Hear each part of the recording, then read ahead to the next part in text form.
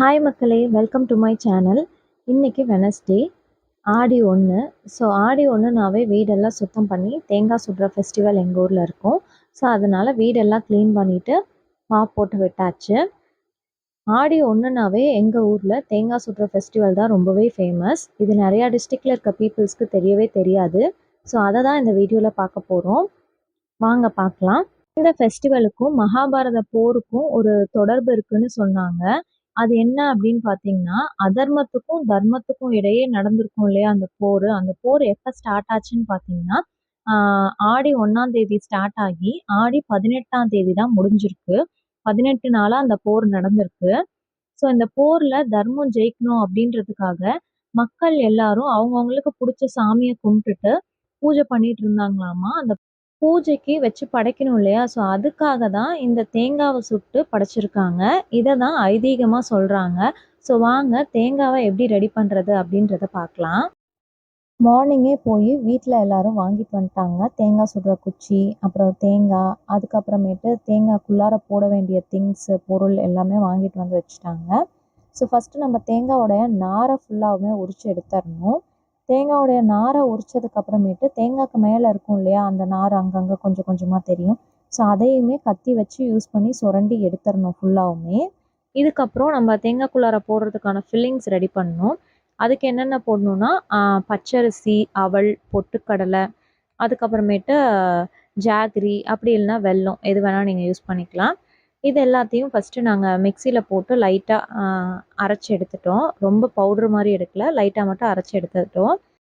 இது எல்லாத்தையும் நல்லாவே மிக்ஸ் பண்ணி விட்டாச்சு. மிக்ஸ் பண்ணி விட்டதுக்கப்புறமேட்டு தேங்காயில் ஒரு ஹோல் போடணும். தேங்காயில் ஆக்சுவலாக 3 கண் இருக்கும் இல்லையா?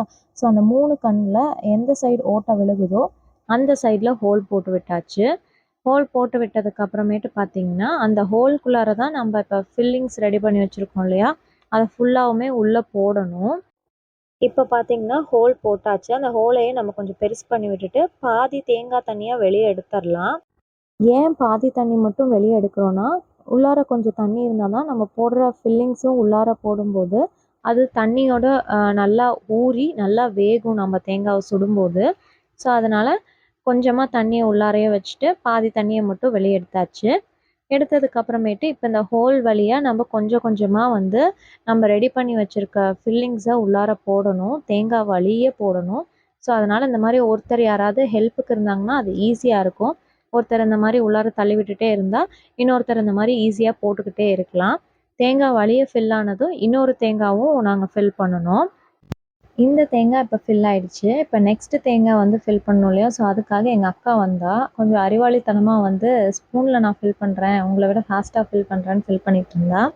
சரி ஓகேன்னு விட்டாச்சு. அவளும் ஃபில் பண்ணி முடிச்சிட்டா. அதுக்கப்புறம் தேங்காய்க்கு குச்சி ரெடி பண்ணணும் இல்லையா? ஸோ அதுக்காக குச்சி ரொம்ப நேரமாக ரெடி பண்ணிகிட்டு இருந்தோம். செட்டே ஆகலை. அதுக்கப்புறமேட்டு கஷ்டப்பட்டு ரெடி பண்ணியாச்சு. தேங்காய்க்குள்ளாரையே செட் ஆகிடுச்சு குச்சி. அது அப்புறமேட்டு மேலே மட்டும் தட்டி விட்டாங்க. ஏன்னா தேங்காயிலேருந்து குச்சி வெளியே வந்துடக்கூடாது அப்படின்றதுக்காக நல்லா ஸ்ட்ராங்காக டைட் பண்ணி விட்டுட்டாங்க. இதுக்கப்புறம் பார்த்திங்கன்னா இதுக்கு மஞ்சள் பூசுகிற வேலை தான் இருக்குது.